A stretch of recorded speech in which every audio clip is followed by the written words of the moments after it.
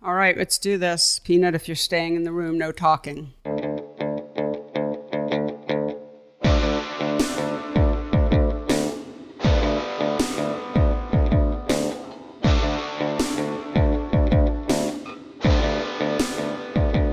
Hello, and welcome to the PhotoWork podcast, the talky, and let's face it, I'm really talking to my friends, touchy-feely version of my book, PhotoWork, 40 Photographers on Process and Practice. I am Sasha Wolf, as usual, recording from the Bearsville Theater in Woodstock, New York, and joined, as usual, by my friend and producer, Michael, new nickname, Michael Quarantine 2 Times.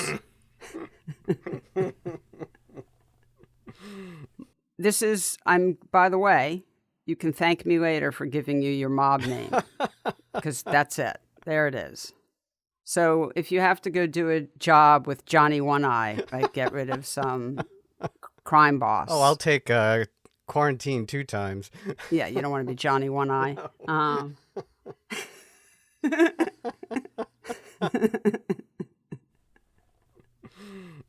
Quarantine 2 times, Michael Chovendalton. Hello, Michael. Hello.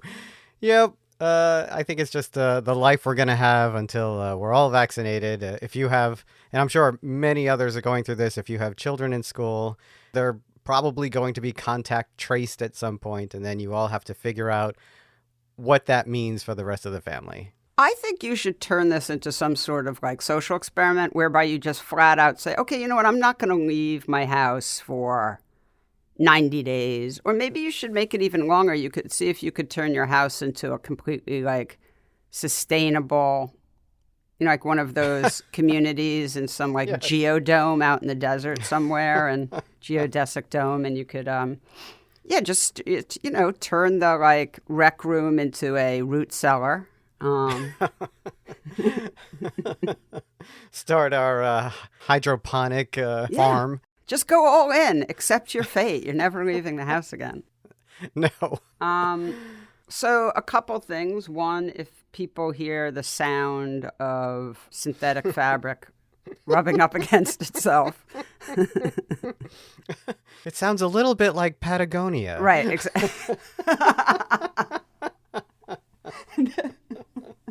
Wait, can you differentiate the sound of Patagonia from North Face? Of course. Okay. North Face. No, don't say it. No. Okay, so it's about 19 degrees outside, and as I've mentioned before, my recording studio, as lovely as it is, and I do love it, is not heated, and it's basically a sort of cinder block, so it's not insulated. Or anyway, suffice it to say, I'm just guessing, but I think it's probably in like the mid 40s where I'm sitting here, so I can't see my breath, but I think we're right about at that threshold. So I literally have my ski pants on. That might mean your body temperature is dropping. Right. I'm going into hypothermia. I was actually thinking that, like, while we record the intro, I may be being cryogenically frozen.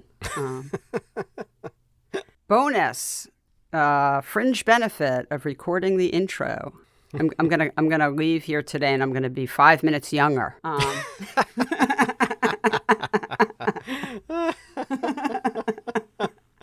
aunt and uncle are gonna be like, "You look fantastic." That's right. I thought you were recording the intro. You look like you went to a spa. So we joke around, but of course, 2021 has not gotten off to a good start. So just acknowledge the need to joke around. Right. Joking around so we don't burst into tears, which I'm speaking for myself, have done many times over the last 4 or 5 days. But last week was the storming of the Capitol by the traitorous mob incited by Trump and his henchmen. And it was, it just continues to be devastating. I mean, more and more footage is coming out, and it's just extremely hard to even look at. It's the brutality and the frenzy is really just really awful. I mean, Yeah, and the idea from those who are still supporting and promoting his agenda, that this is just people who are frustrated and angry and don't feel represented, expressing their First Amendment freedoms.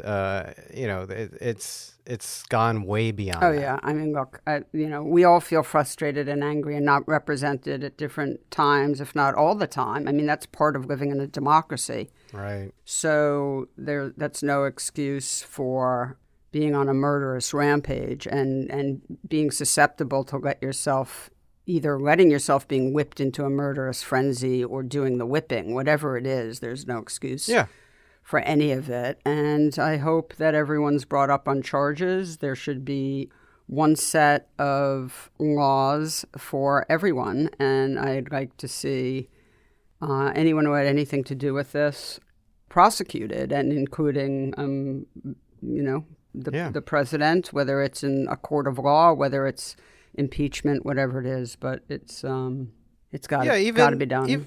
Even if they didn't storm the Capitol, to show up with Confederate flags and to set up a noose for public hanging in itself is an act of racist violence. I couldn't agree more.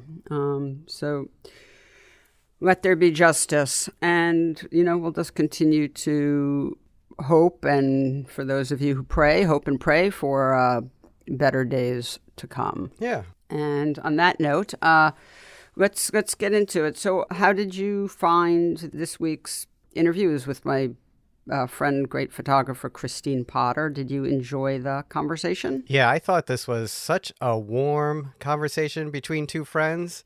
And the points that Kristine makes, you and Kristine make in kind of mapping out her career and her life in photography, I thought was fantastic. Kristine mentions moving to Nashville as a way and a means of her and her husband being able to stay creative because, coming from New York, which she still loves, it wasn't always easy to have the time and the finances and everything else to do the work that she wanted to do. And I thought, what a great message, to be able and willing and, to give up a place that you love. And artists have this fear of leaving these big metropolitan areas where the representation is, where the galleries are, where all those things are. And I thought that was a good message for artists who are trying to figure things out. I couldn't agree with you more. I mean, I just think it gives people so much more freedom to hear someone like Kristine talk about leaving New York City, and only upon leaving New York City does her career really take off. And she'll, listen to the episode and you'll hear the different reasons for that, different things that happened after she left. But it's not at all that she's, not keeping the pedal to the metal, so to speak. Right. But there are things that just loosen up for her. And yeah, I think that's incredibly important. I was really glad she talked about that. Yeah, it wasn't a rejection of New York. She didn't leave it because she didn't like it or she couldn't handle it. It's just that she needed to have a different kind of space to make the work she wanted to make. Yeah. And then you asked your question about audience, and Kristine's response I thought was great because she mentions that she only thinks about audience when she's editing. And that's such a freeing way to make work if you can separate those two things. Yeah, absolutely. Well, in any creative writing class, one of the first things they teach you is that the editor should not be in the room when you're writing. So, it's the same sort of thing. The editor doesn't necessarily need to be around when you're making work, but when you're editing it. Yeah. Yeah, and it's always important, whatever. I mean, I think any artist will tell you this. You need to be able to work from a sort of liminal place. And look, I mean, some people are making work that is, I don't know, just, very highly conceptual and has a certain didactic quality where, maybe there doesn't need to be a lot of emotion in the making of it. And, I don't want to disregard that type of work. But for sure, a lot of artists, in order to sort of find that balance, try and find a way of working with a certain amount of, creating the right environment so that their subconscious has room to make itself known. Yes, you actually touch upon that idea about the subconscious and thinking about your work while making it. in a number of different ways in this episode that I think are really interesting. And I don't want to give too much away. But that's a favorite topic of mine among a handful. So I was really glad we talked about that. Yeah, I really love the episode. I love Kristine. I mean, look, this happens a lot where I have more questions than I have time for, but Kristine's going to be I think what's going to turn out to be an important show at ICP coming up soon. And I think it might be worth circling back around with her after that. So I think I'll do that. If people are listening and they think, why didn't Sasha ask this, that, and the other thing? As I'm sure people think all the time, and believe me, I think that also. Yes. But I just don't get to everything. Kristine is definitely someone I'd like to bring back for a part 2. Would that be our first part 2? Well, I have a handful of people. I won't give it away right now, but there is a handful of people that we've had on that I really just have too many outstanding questions that I didn't get to that it just nags at me. So I think there'll be a few part 2s. But we have Zora J. Murph coming up next, and then a whole bunch of great guests scheduled after that, but we will get to those part 2s. Anyway, okay, now we're just rambling. Why don't you take it away? And thank you so much for hanging with me this morning. Oh, my pleasure. And go get a nice cup of hot cocoa. I will, thank you. And here's your conversation with Kristine Potter.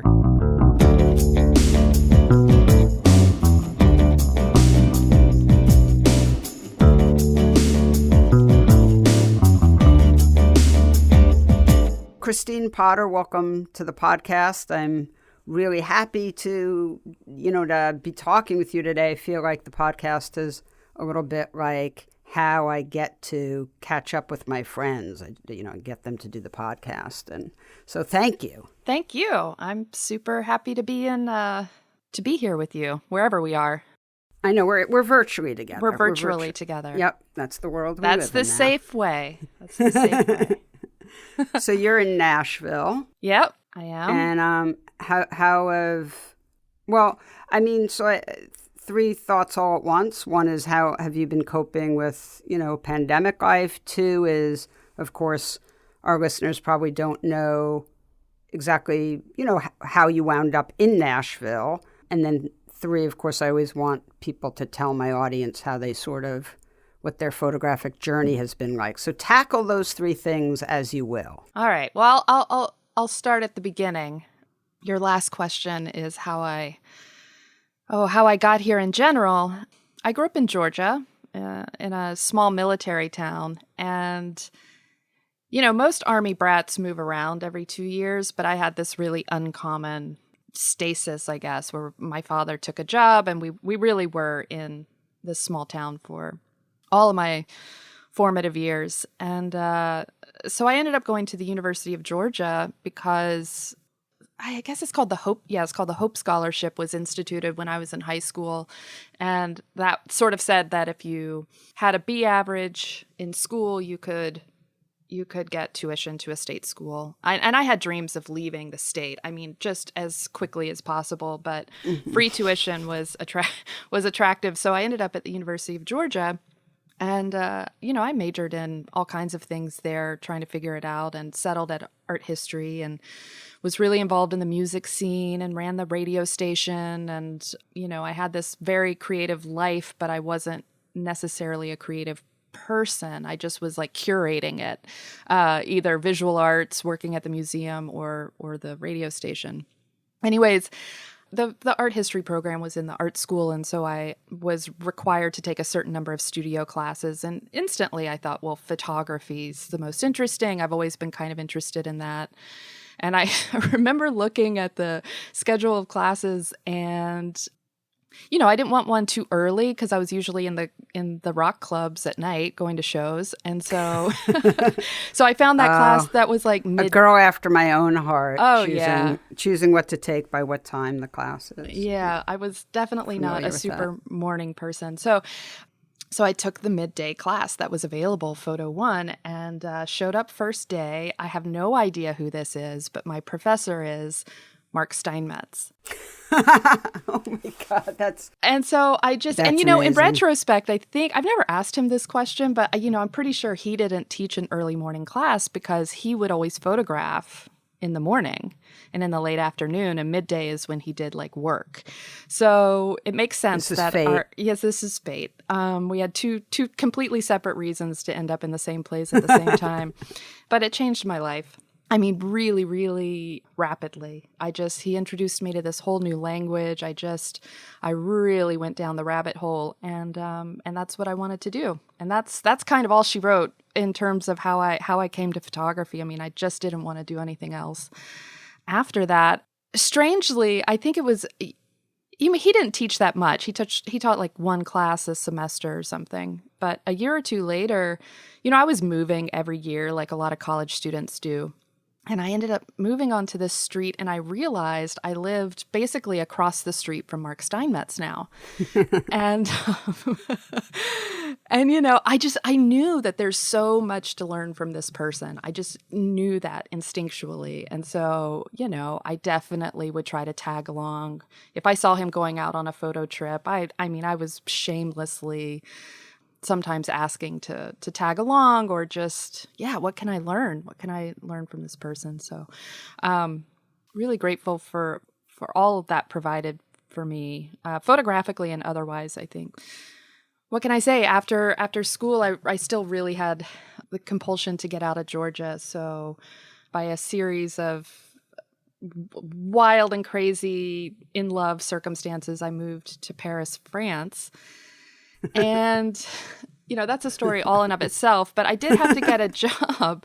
And the only thing, I couldn't speak a lick of French, but I could print, and so there were, this was in 2000.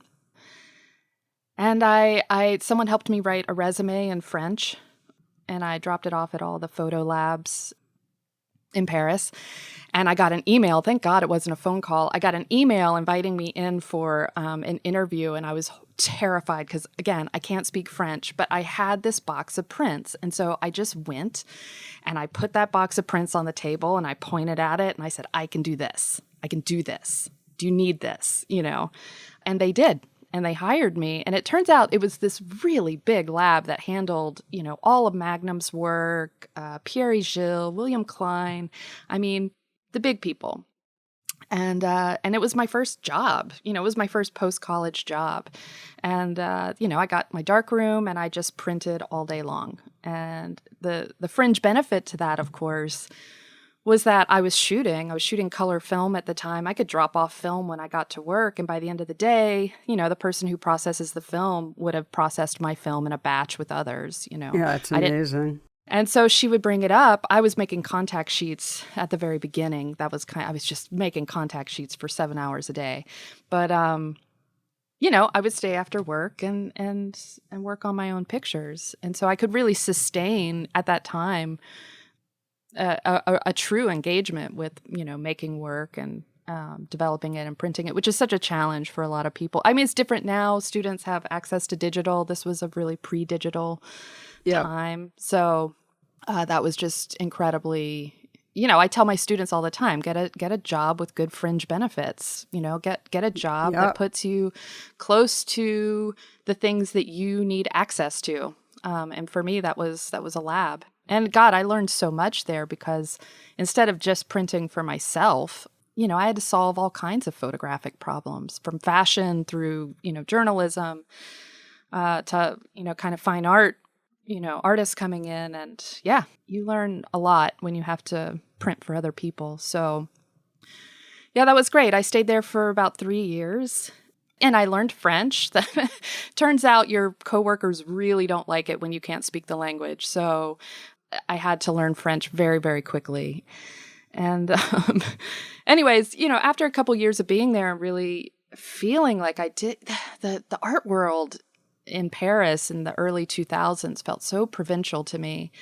If I went to a photo gallery, it was always like daguerreotypes or, I don't know, everything just felt really, anchored in the past. And I was really hungry for some contemporary work and conversation about my own work. So I wanted to go to grad school, but I didn't want to generically go to grad school. I was kind of happy living in Europe. I mean, I was traveling all the time. I was eating really croissants. Oh yeah. I mean, going to Morocco all the time. I mean, life felt like I was pretty ready to just, A girl from Georgia. Yeah. So I only wanted to go to Yale. I mean, that's kind of all my heroes went there. And so I just thought, if I'm going to leave this situation, which is pretty good, I'll do it for that. And so I left. This is a long-winded way to say I left France, went to Yale. That was incredibly challenging. And I was not one of those people who, where grad school was like finishing school. I was a mess. I didn't know what I was doing. I left asking way more questions than I felt like I had resolved. It was very, very challenging, but at the same time, formative and amazing. And of course, I met the most incredible people, and it was good. It was good in the end. But when I left, I still had a lot to figure out. So moved to New York, stayed in New York for about 13 years, which is where you and I met. And I worked for diCorcia. After graduate school, I worked for PL as his assistant for probably 7 years.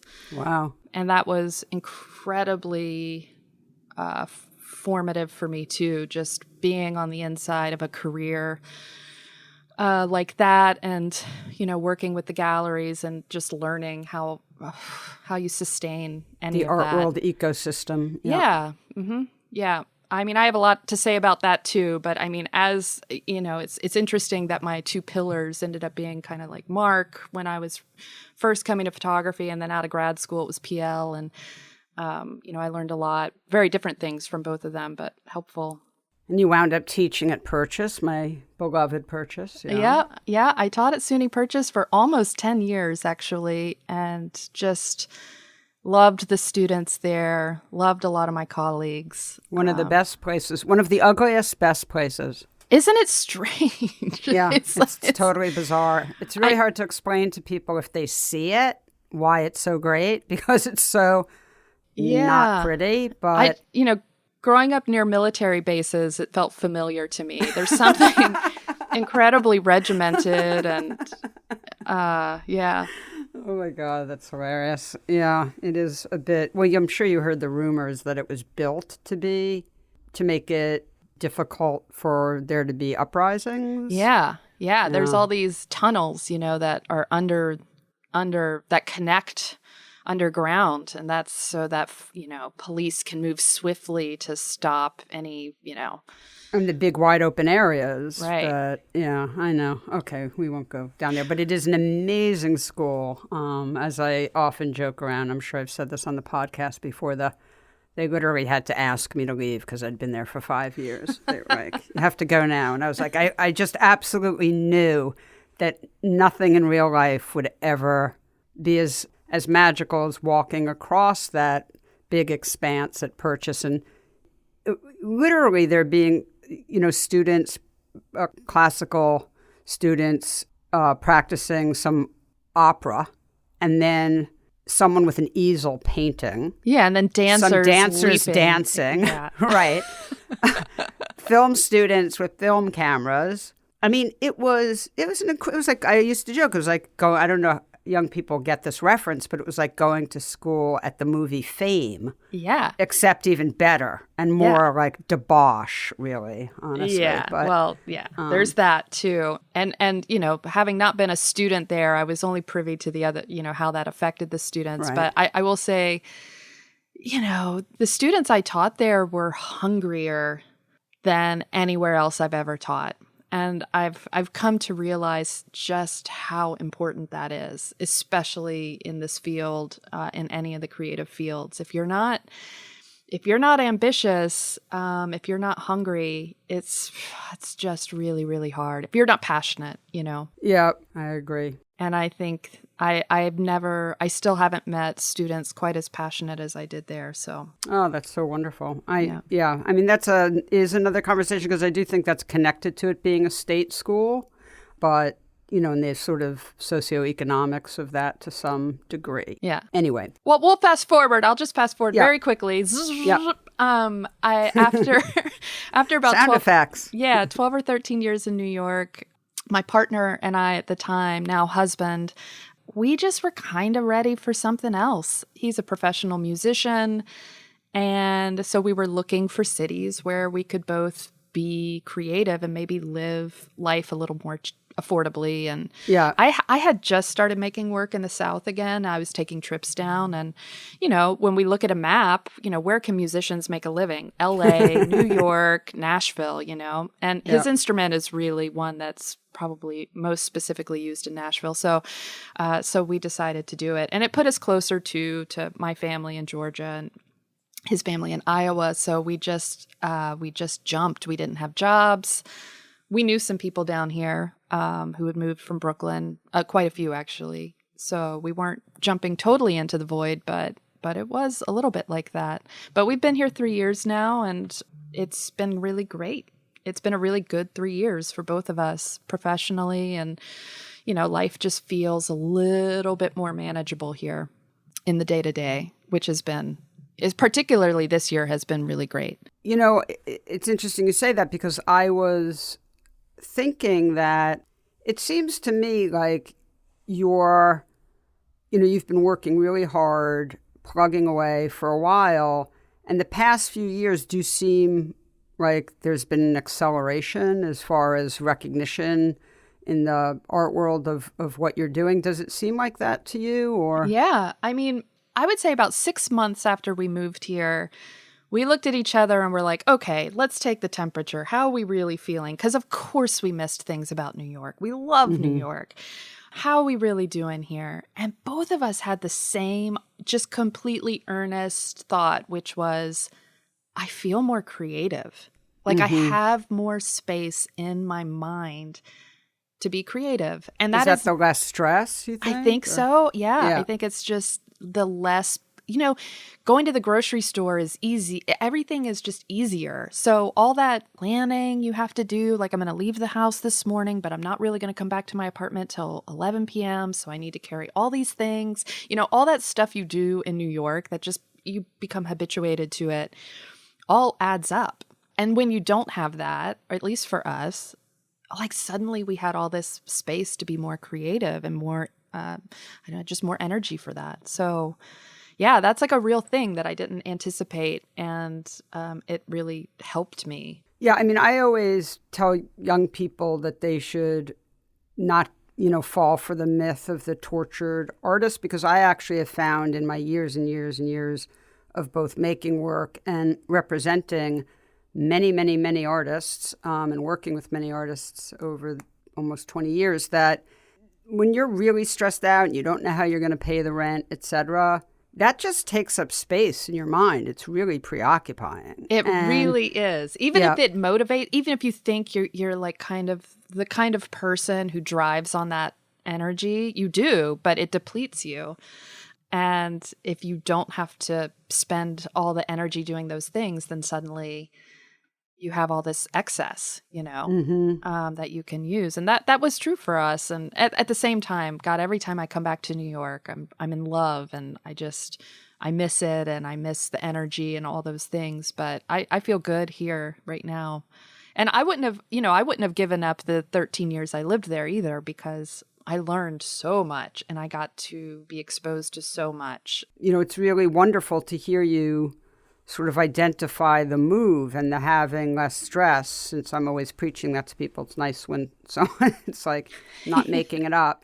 But I also, was thinking that there's sort of a connection between the creation or finishing of the project, manifest, and then the publication of the book, which was now, like a year and a half or 2 years ago? Yeah, it was 2018, so 2 years ago. Yeah. That does seem to be like, there's a lot of really exciting things happening for you now. And I'm not really entirely sure how much I can say. I'm going to let you just talk about what part of that you want to talk about. I do know about a bunch of things that are super exciting. And but maybe, wow, maybe you know more than I do. Do tell. No. Well, there's been awards. There's a big show coming up. When we jumped and moved here, and like I said, no job to land into, not sure how we're going to make money. I just was like, yeah, I'll apply for a Guggenheim now. I mean, when's the better time to really say, I need this? I don't know how else I'm going to produce work. And I always felt like that was an important part of that application, was just really identifying the moment when you felt like it was going to be the most pivotal time for that kind of support. And I really felt like that was the time. And when I was awarded the Guggenheim, that was really 6 months after we moved here. So that gave me a full year to really focus and work and not have to think about the adjunct jobs or, whatever else. And so, that's such a special, incredible time to be able to do that. And I was really able to focus and travel and make work and make mistakes and buy some equipment and, settle some bills, all that stuff. And that happened just as Manifest was publishing. And Manifest was published by TBW? Yes. Yeah, it's a beautiful book. I really, really, really recommend it to people if it's still available. Thank you. So beautiful. Well, working with TBW was a dream. And, I had tried to get a million publishers interested in that work and heard no 100 times. Well, actually, mostly I heard nothing. So it's so dispiriting, you send these things out into the void, you hear nothing. I know. And the first time I had sent it to Paul on the recommendation of a mutual friend of ours, he actually wrote me this really, really touching email about how much he loved the work, but it just wasn't a good time for TBW and best wishes. And I was like, that is the most heartfelt rejection. Like, I knew he meant it. Yeah. And it was still a no, but my God, at least he said no. It wasn't just nothing. And so about a year later, I was still living in New York at the time. I had reworked the book quite a lot. And the same mutual friend was like, I think you should send that back to Paul. I said, I don't know. He was really, really polite, but said no thanks. And they were like, no. I really think you should send it back to him. I think TBW's in in a better place to be able to publish it now. And so I did. And Paul wrote back immediately and was like, can you get on the phone? And I was like, oh, wow. Yeah, of course. And then, within an hour, we were deciding to publish it. And I'm just really glad it worked out that way. I'm glad I had all those no's, and I'm glad I published with them and do everything in due time, I guess. And you have to be patient, and you have to be willing to hear all the no's and believe in it anyway, I guess. And you had a gallery in New York while you were there, and that relationship had its ups and downs and ultimately didn't work out, which happens with artists and gallerists for a million reasons. I always try and remind young artists that gallerists are just people too. These are relationships, and they're complicated. It's absolutely, and they might work for all the right reasons for a certain time, and then things change, and then they might not be a good fit anymore. And that's right. And I kind of think that's what happened in my situation. And so I was leaving New York. I didn't have a gallery anymore. I didn't have my job anymore. Was that very dispiriting when were you worried that you wouldn't? Oh, I was absolutely worried that I was taking myself out of the art world. But I also kind of felt like the art world didn't care very much that I was around. So it didn't, I wasn't, at that time, I didn't really feel like, the only thing I was leaving behind was my idea. It wasn't really a reality for me. And I could still make my work.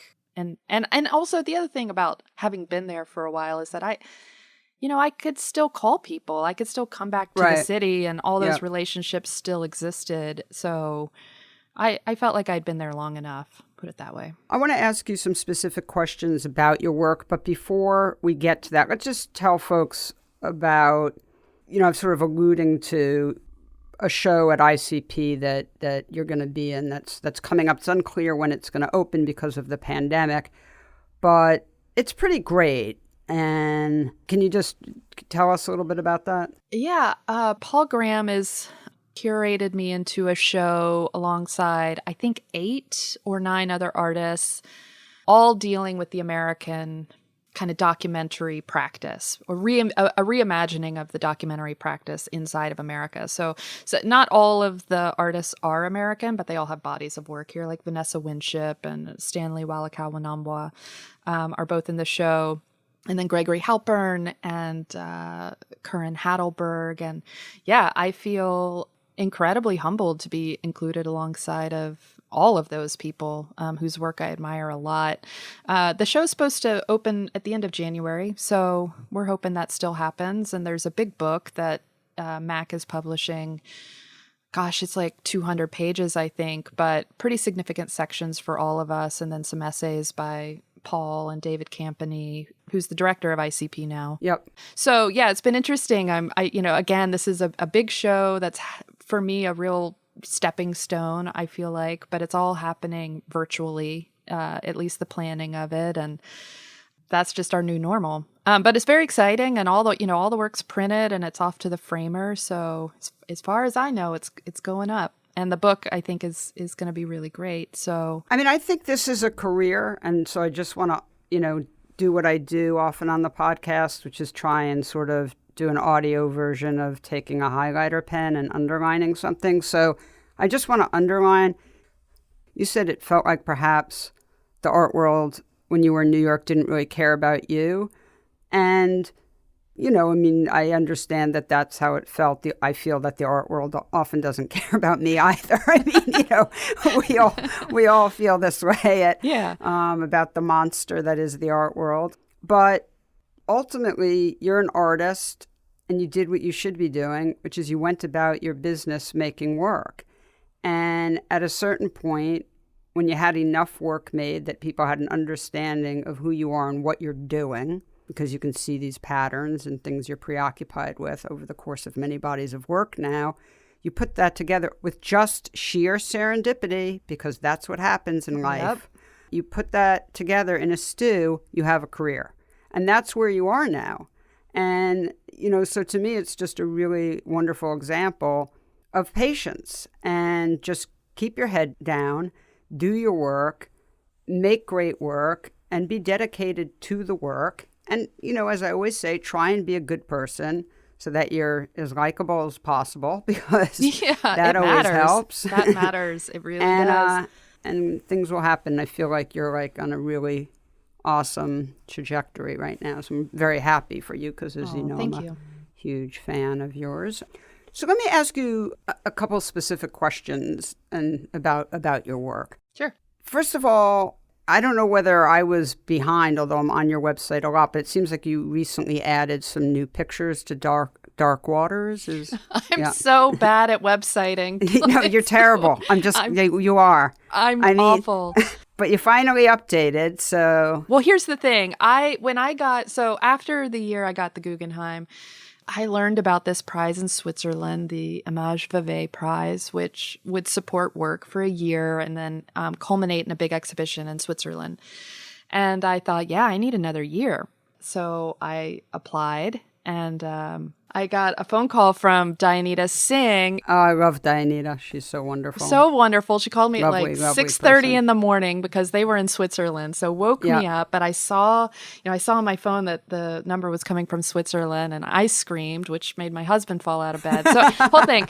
Anyways, because it's a significant amount of money, and I knew that would give me another year. So why did I mention this? Oh, because they asked me to keep things off the website until the show.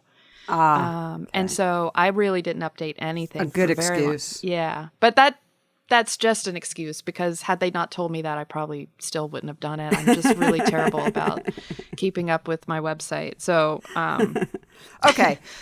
So one thing I started thinking about is looking through Dark Waters and then going back and looking through Manifest and The Gray Line. I mean, these are your 3 main bodies of work, but then you have this also fantastic body of work called Nashville Nights, which is, we'll just put that to the side for a minute because it's a different type of project. Totally. Yeah. It seems, I do want to ask you, my mind is racing as it usually is when I'm talking to someone I love talking to. So, I do want to ask sort of what type of photographer you think of yourself as, but I also want to ask you this. I'm like going to get an F in interviewing. I feel like all of a sudden, I always thought of The Gray Line and Manifest as sort of playing with sort of, with masculinity, and you've talked about that a lot, and you really see that in the work, and there's definitely a sort of fluidity to some of the setups in the portraits, but I hadn't really thought of Dark Waters that way in the reverse until I looked at it again the other day and I saw some of the additional pictures. And now it seems to me like, with the exception of maybe the baby, that all the women in Dark Waters are very fierce. Yes. So is it true? Is this an ongoing theme of sort of subverting gender norms? Is that just a conscious continuation of that theme? Yes, it's conscious now. And my fear, if I can jump straight to that, as I generally do, my fear, of course, is that now that I'm aware of it, it might become too literal. That's what editing is for. Yeah. I mean, it's like now I understand what's going on. It's taken me 15 years. Now I understand what's going on in my brain.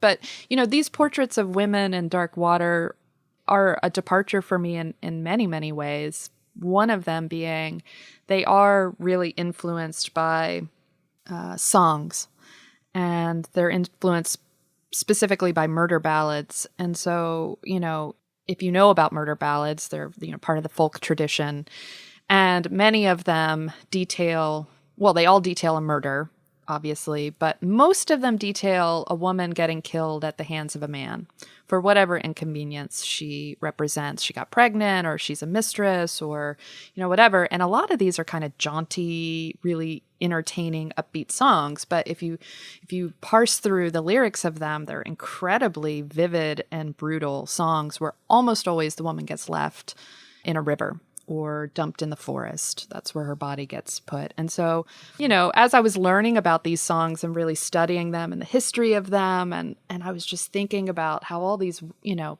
you turn on Netflix, like 80% of what we have available to us on Netflix starts with a dead girl. I mean, it all of a sudden became so clear to me how much we are culturally entertained by this narrative. Yeah. And, once you become aware of it, it's yeah. So in a way, these portraits were really a way for me to disallow them from being vulnerable in any way. That they were, formidable and severe and angry and fierce. By the way, I love I can't believe I was going to let this go and just go into something else, because you said something that just makes me so incredibly happy, which is you sort of talked about the sort of subliminal process of, which it's really interesting because you are not a street photographer. I mean, you're not, No. You are setting up all your work. You're working with a large format camera, and yet you allow, obviously, based on what you just said, a certain amount of just intuition into your process. So that's really beautiful. I love hearing that personally, because that's why your work retains a lot of emotion. Yeah, I'm a pretty emotional person in general, and I'm a very intuitive person, and yet I obviously have to put myself in a place or in front of a person. So that's all conscious and designed. But then I just open the gates and I engage with whatever's in front of me, not so much in a intellectual way as much as an emotional way. And then you figure out what you've got afterwards. Yep. That's really beautiful. I didn't realize the degree to which you were sort of working that way, but that makes perfect sense to me now, because I'm a real proponent of that balance when you make work, because I'm a very emotional person also, and And so I respond, most strongly to that type of work.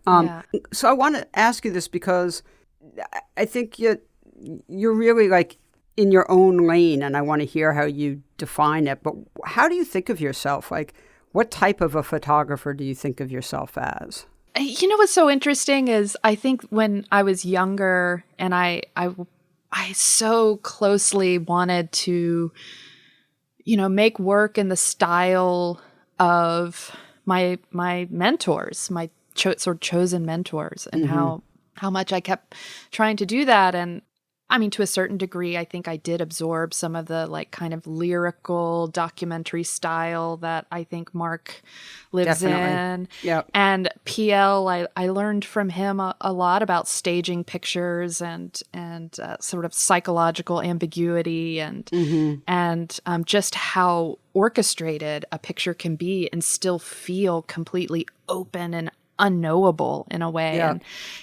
And then there's something else. I can't put my finger on it, but there's something else that's just uniquely me that maybe it's some conglomeration of all those things that I spent a lot of time thinking about and trying to engage with myself through not mimicry, but when you study, you learn how to play a cover song or something. And then, anyways, so yeah, I just live in this ambiguous space, and it makes it really hard to answer the question, what kind of photography do you do? I make pictures of people and places, and I'm interested in history and mythology and culture and gender. I don't have a good answer for that question. I wish that I did.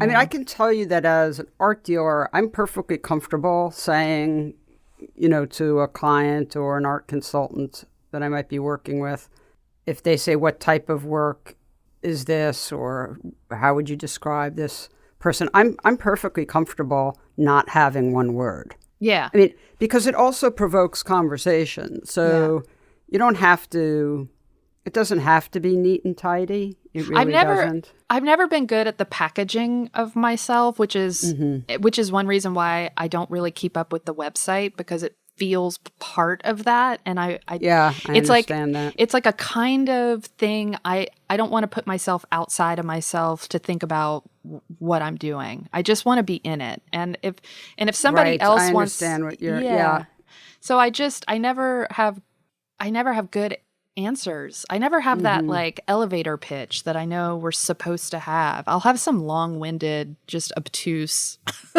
kind of answer. It's the space I live in, I guess. Yeah. Yeah.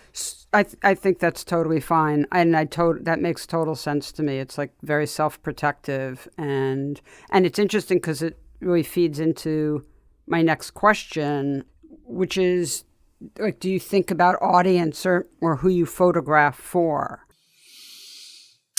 I photograph for myself without question. But when I'm editing, when I'm thinking about putting the work together in on the wall or in a book, or, when I put a box around the work, I definitely think about audience. I think about how people can engage with these various ideas that I have in the work. And I don't think so much about that when I'm shooting, but I do think about it when I'm if I'm going to put something out in the world, it's because there's an audience. And so of course I'm thinking, what would someone think about this? Or if I put these three pictures next to each other, what am I really saying? Or what questions am I asking?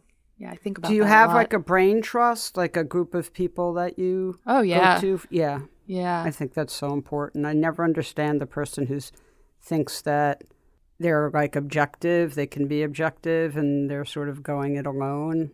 I really find that baffling. Yeah, I do a bulk of it by myself, but then once I have something, I'll definitely bring it to people that I trust, and that's super important to me, because then it's they'll see things that I don't see, and that's what you want. Well, go ahead. No, just I'm so deep in one way of thinking about it. Sometimes I won't see either the opportunity for something else or see how what I'm doing, could be improved in some way. I mean, I think of it as just very simply, so when I'm working with my artists and they bring me the beginning of a new body of work or the middle of it, whatever it is, usually where I'm starting with them is they'll tell me what is it they're trying to say, and then I'm there to tell them whether they're effectively communicating that. Yeah.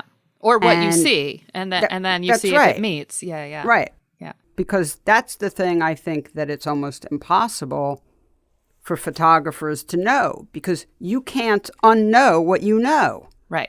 And so you need someone who doesn't know, who wasn't there when you made the picture and isn't in your brain when you constructed the concept, to say, yes, that is, your idea is reaching me, or it's not, or this is effective, or it's not, or maybe your idea isn't reaching me, but this idea is reaching me, and this is how I feel about it. And you then say, well, that's great. I feel good about what you're experiencing. That seems to make sense to me. Or yeah, 100%. And I still have some really, really close, family close friends from grad school who I can reach out to. We talk all the time.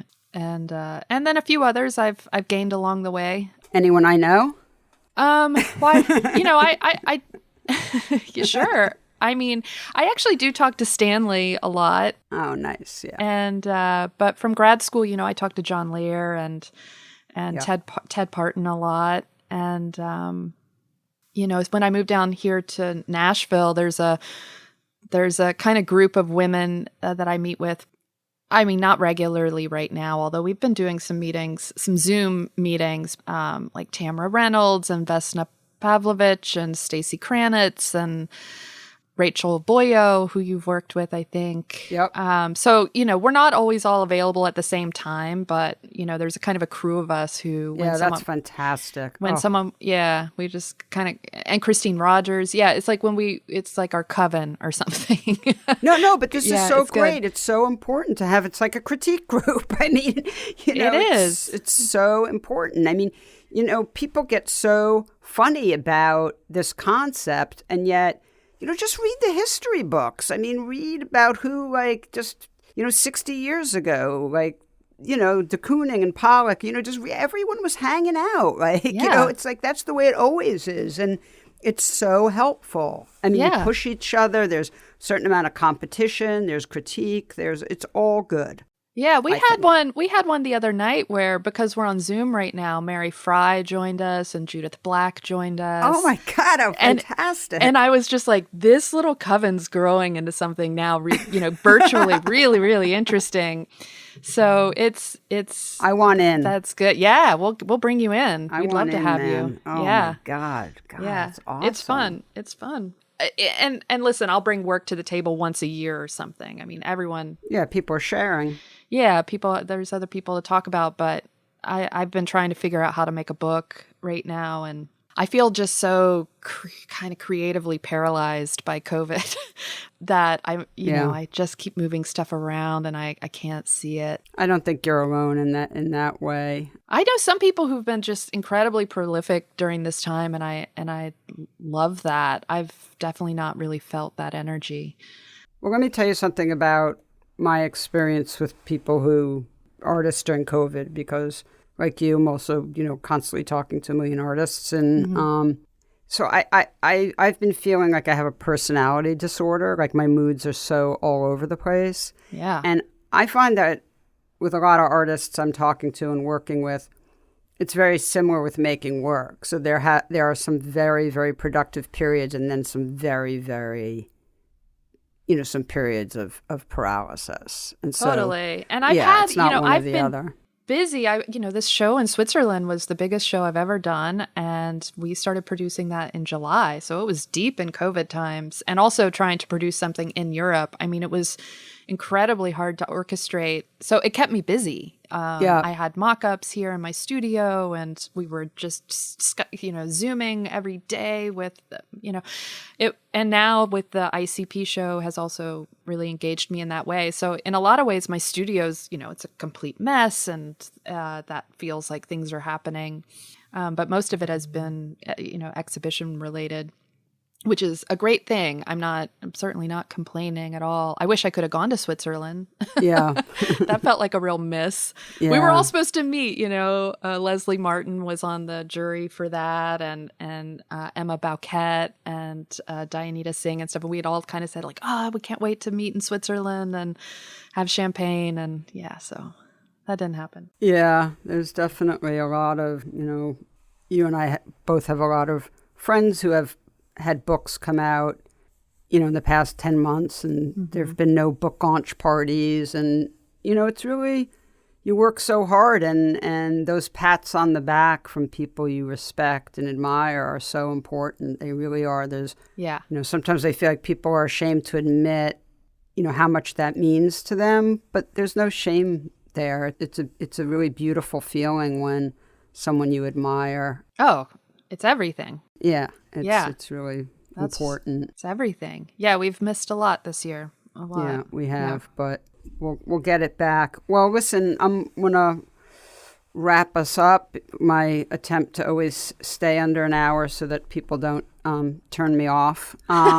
Keep them wanting more. Kristine Potter, I just love talking to you so much, and you're such a fantastic artist and person, and so thank you so much for spending time with me and sharing your thoughts with listeners. And well, the feeling is entirely mutual. Just love talking to you. Feel like I'm just sitting on the couch in your apartment with all those incredible pictures on the wall, and it's always good. It's always hopefully good. Thank you for having me. Oh no, totally my pleasure, and hopefully we'll be back hanging out in person soon enough. And until then, take care of yourself, and thank you. Stay safe. You too. Okay. Thanks, Sasha. All right. Bye, Kristine. Bye. PhotoWork with Sasha Wolf is produced by me, Michael Chauvin-Dalton of Real Photo Show. The executive producer is Sasha Wolf, and our theme music is by J. Walter Hawks. You can hear PhotoWork on all your favorite podcast platforms. Please rate and review the show on Apple Podcasts, Stitcher, or Spotify, and be sure to subscribe on any one of those services or wherever you listen to podcasts.